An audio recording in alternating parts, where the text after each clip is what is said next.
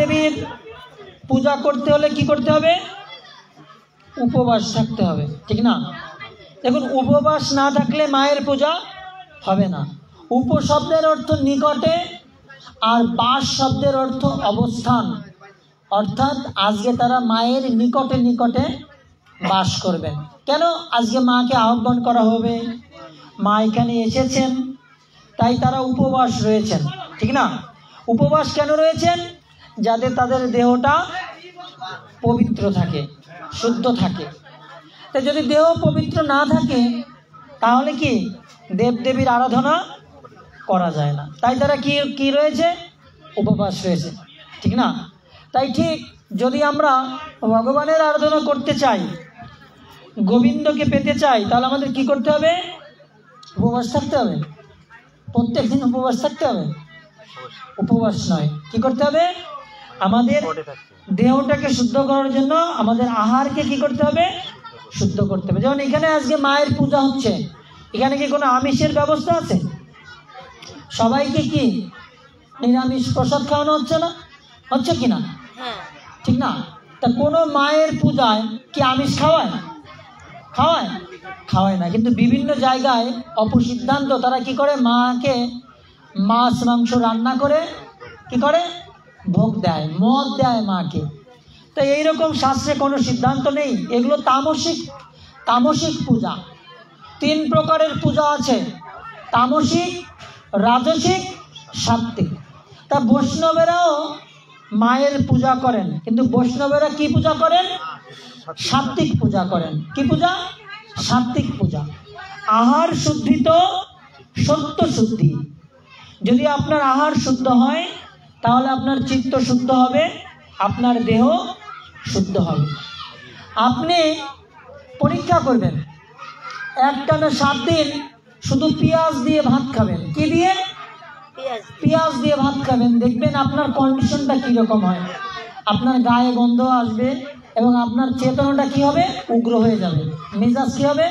খিটখিটে হয়ে যাবে। আর আপনি বাকি 7 দিন শুধু দুধ দিয়ে ভাত খাবেন, দেখবেন আপনার গায়ে সুগন্ধ বেরোবে গা থেকে, এবং আপনার চেতনা, চিত্ত, বাক্য কি হবে? শুদ্ধ হবে, উত্তেজিত হবে না। আপনারা পরীক্ষা করে দেখতে পারেন।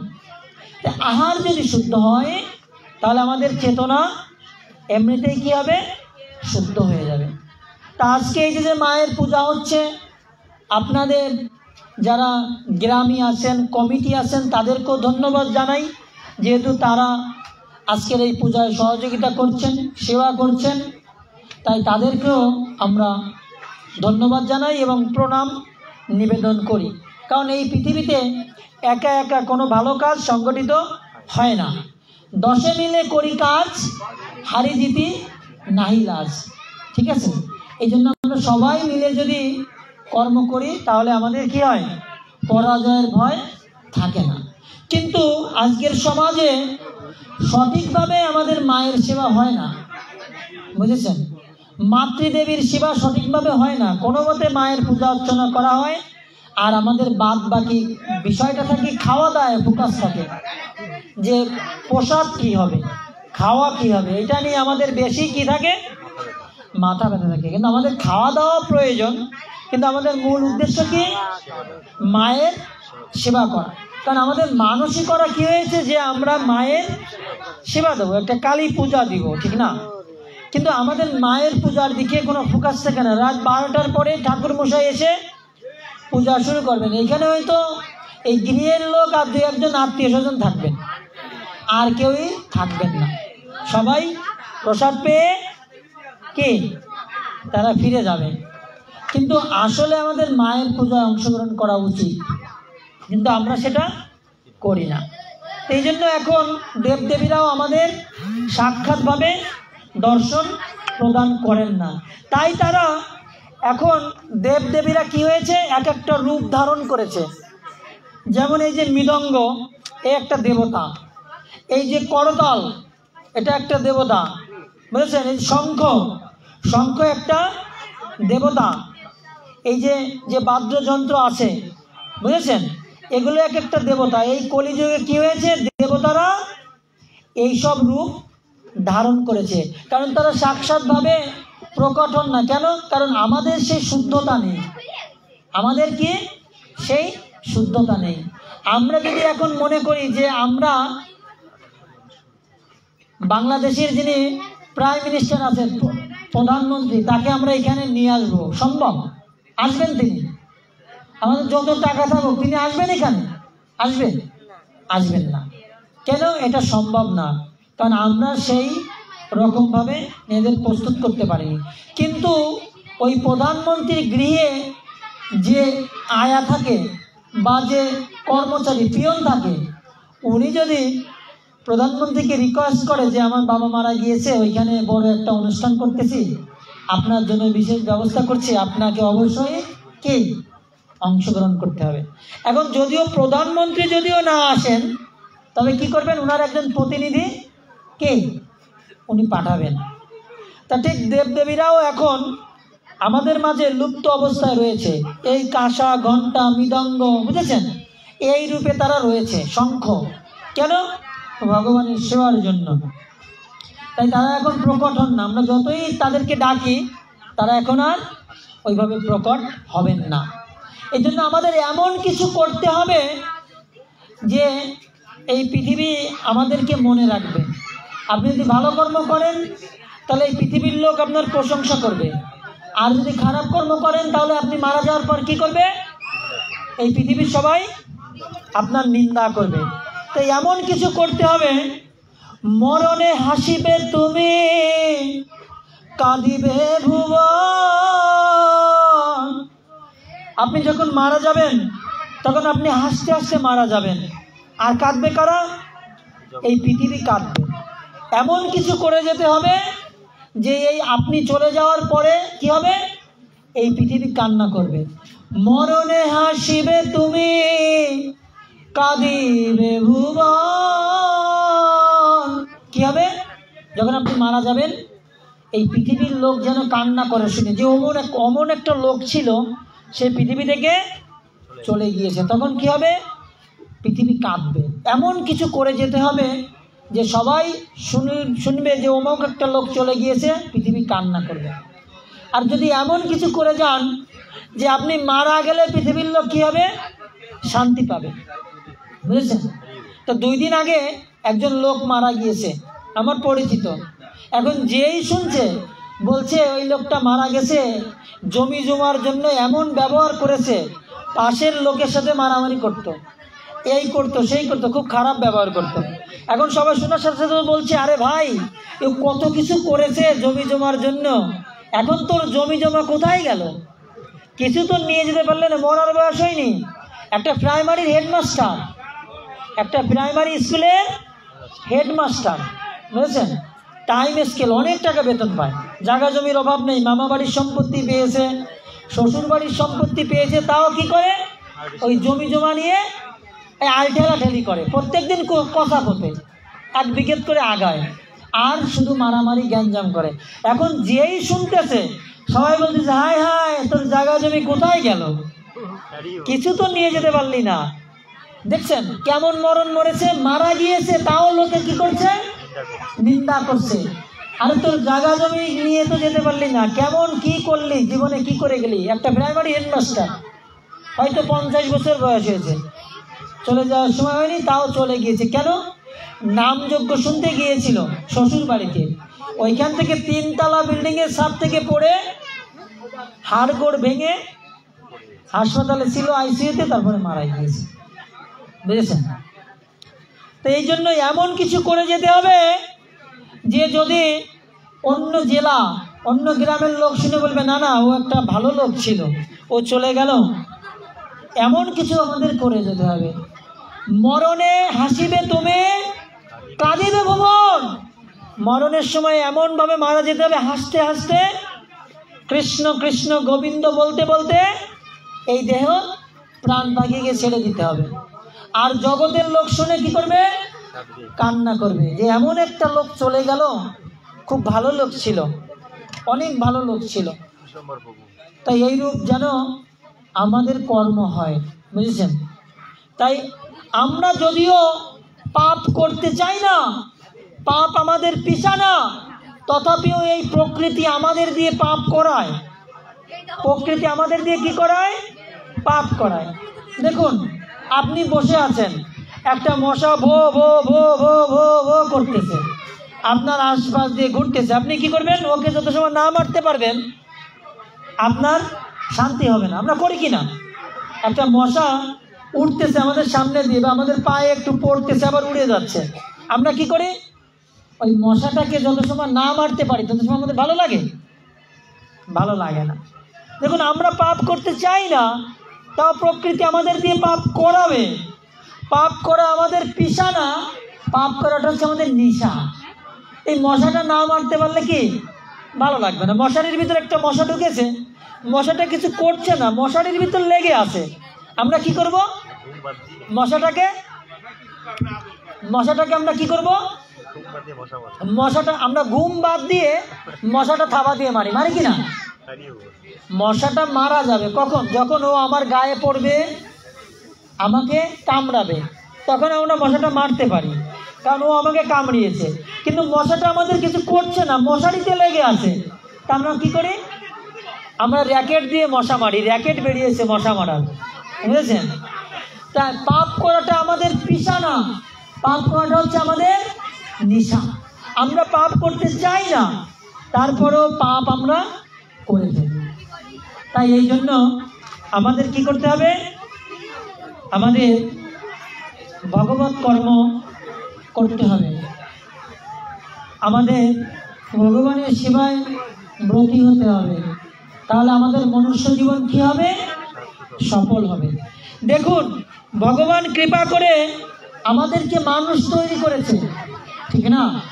আমরা কখনো গাভী ছিলাম, কখনো হরিণ ছিলাম, কখনো আমরা সিংহ ছিলাম, কখনো আমরা কুমির ছিলাম, ঠিক না? আমরা 84 লক্ষ যোনি ভ্রমণ করে এই মনুষ্য জন্ম আমরা কি লাভ করি। কিন্তু আমরা এই দুর্লভ মনুষ্য জন্ম, আমরা জানি যে আমাদের জন্মটা কি দুর্লভ, তারপরেও আমরা আমাদের এই দুর্লভ জীবনটাকে আমরা কাজে লাগাই না। শুধু আমরা গাধার মতো পরিশ্রম করি, সকালে উঠে কর্মস্থানে যাই, সারাদিন কর্ম করি, আবার সন্ধ্যায় ফিরে এসে একটু খাওয়া দাওয়া করে ঘুমাই, আবার সেই কাজের প্রতি আমরা লেগে থাকি। কিন্তু আমরা যে মনুষ্য জন্মটা পেয়েছি, কেন পেয়েছি এটা আমাদের ভাবা উচিত, বুঝেছেন? আমরা যদি কাউকে বলি, আরে বেটা তুই একটা পশু, তাহলে আমাদের কষ্ট লাগে না? লাগে কি না? আরে বেটা তুই একটা পশু বললে কষ্ট হবে না? আর ওই ব্যক্তিকে যদি আমরা বলি, আরে তুই একটা সিংহর বাচ্চা, তুই যে কাজকর্ম করিস একাই একটা কড়াই উঁচু করতে পারিস, একদম সিংহের বাচ্চা তুই, তখন ওই লোক কি আনন্দিত হয় না? হয় কি না? আরে বাবা, তো একটা সিংহ তো একটা পশু, ঠিক না? সিংহ একটা পশু না?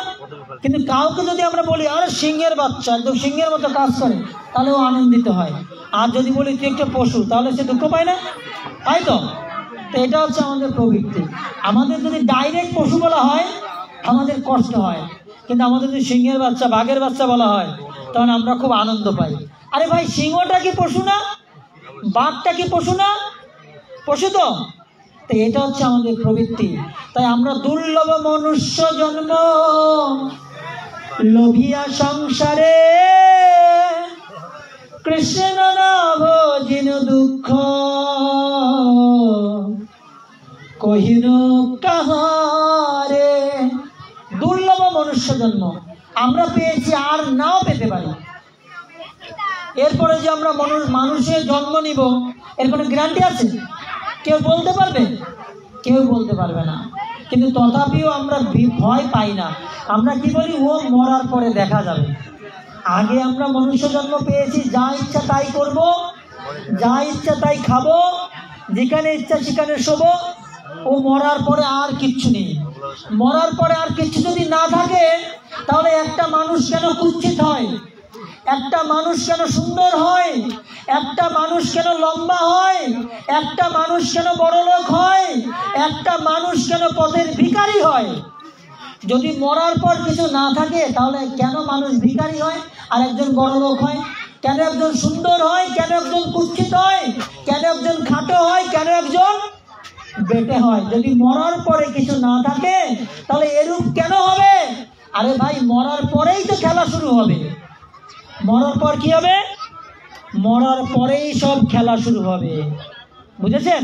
আচ্ছা, আগে কি আপনি পরীক্ষা দেন তারপরে পড়াশোনা করেন, নাকি আগে পড়াশোনা করে তারপর পরীক্ষা দেন? কি করেন? আগে পড়াশোনা করে তারপর পরীক্ষা দেন না, নাকি পরীক্ষা দিয়ে পড়াশোনা করবেন? কি করবেন?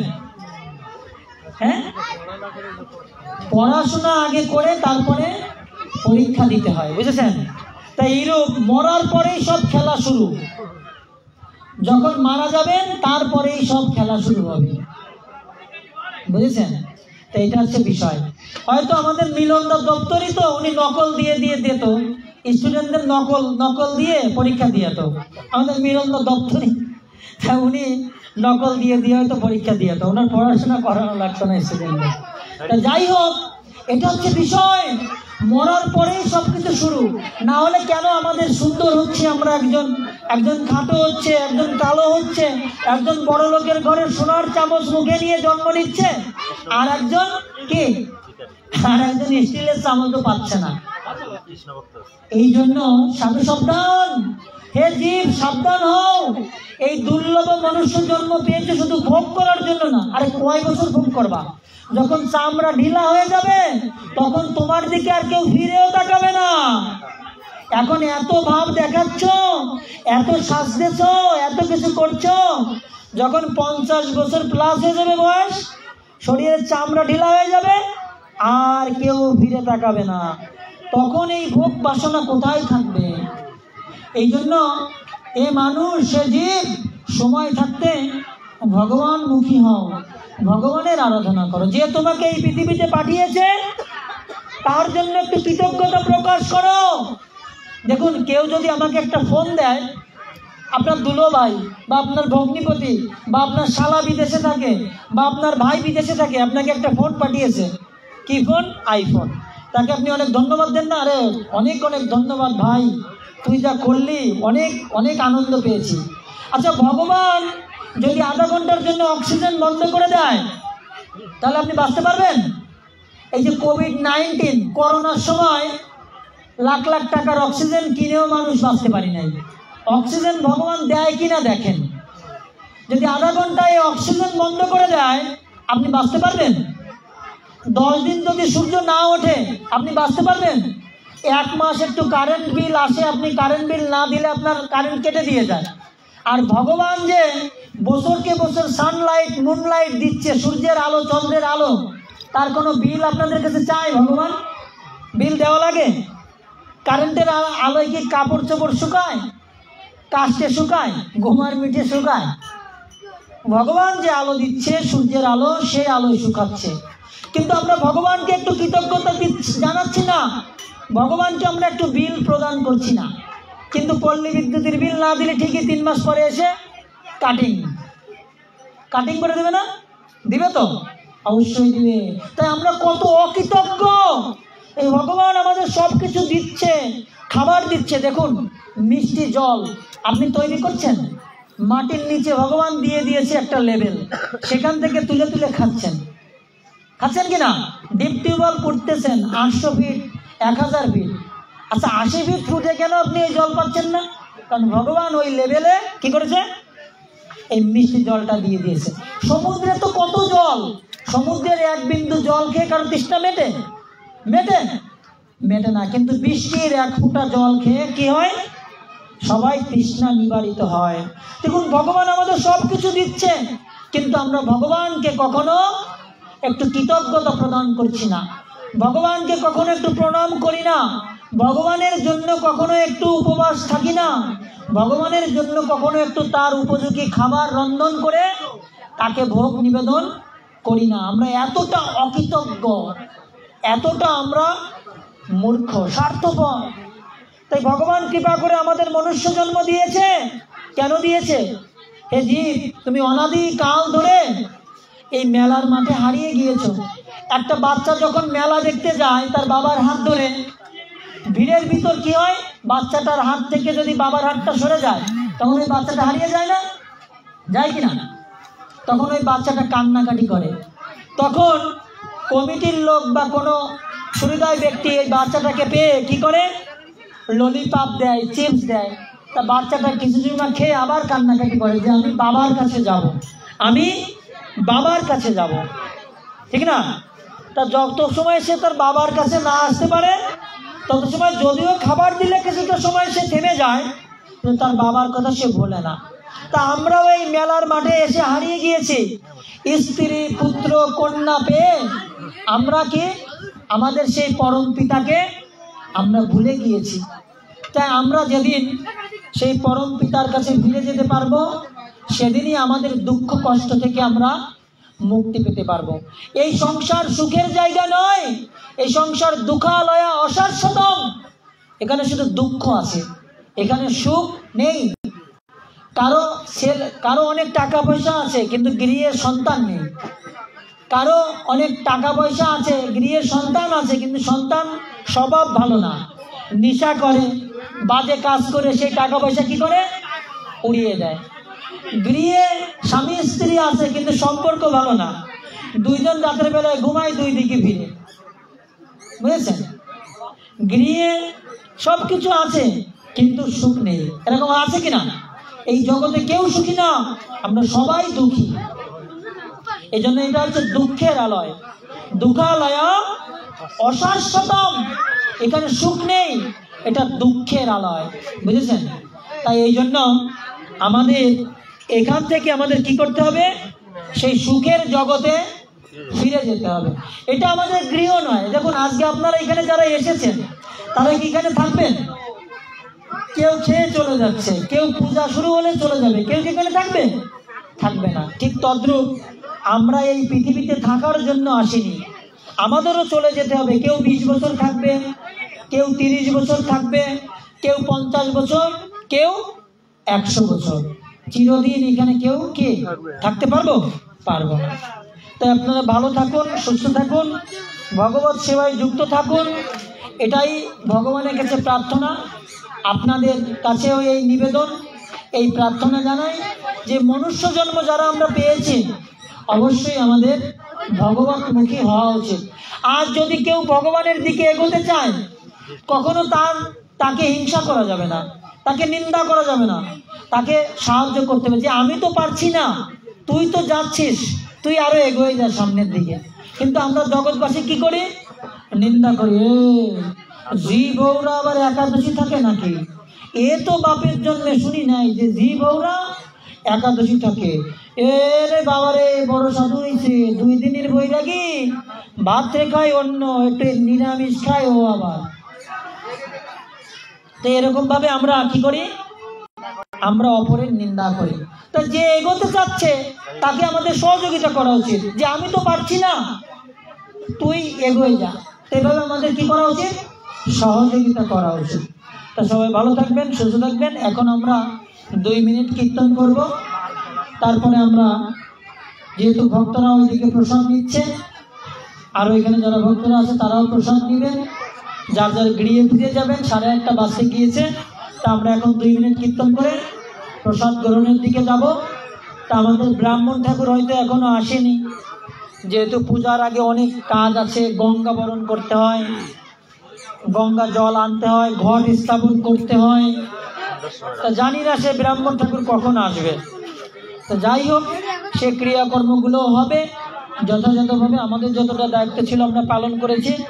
তাই আমার কথায় যদি কেউ কষ্ট পান, যদি কেউ মনে আঘাত পান, আমাকে সন্তান জ্ঞানে, ভ্রাতা জ্ঞানে, পুত্র জ্ঞানে, বন্ধু জ্ঞানে আমাকে ক্ষমা সুন্দর দৃষ্টিতে দেখবেন, কারণ মানুষ মাত্রই ভুল ত্রুটি থাকবে।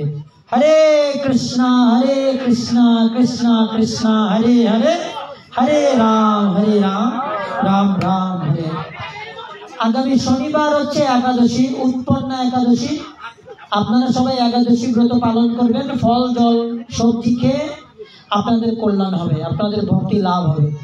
আগামী শনিবার অর্থাৎ এই শুক্রবারের পরে যে শনিবার, সেই শনিবার 15 তারিখ একাদশী ব্রত। আপনারা সবাই একাদশী ব্রত পালন করবেন।